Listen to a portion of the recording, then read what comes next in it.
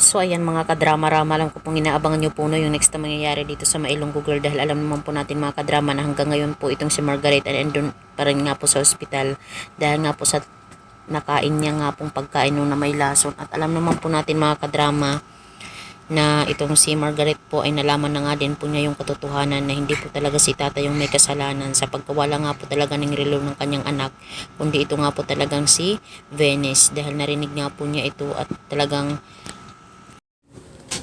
gumawa po ng hakbang itong si Margaret para talaga matuntun niya.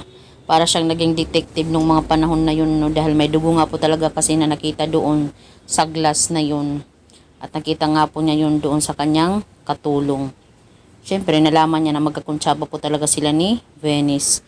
Kaso, nung time na yun, nagpunta nga po itong si Margaret doon sa karinderiyan nila tata para sabihin yung katotohanan na hindi si tata yung nagnakaw. Dahil nga po talaga dito mga kadrama, talagang mabubulaga talaga itong si Vivian, no, sa gagawin talaga ni Margaret. Dahil sasabihin nga po talaga niya dito kay Sir Gob sa asawa niya yung katotohanan. At ito na talaga yung consequences ng lahat ng mga naging desisyon talaga nila Vivian at saka ni Venice. Diba na pabagsakin silang pamilya.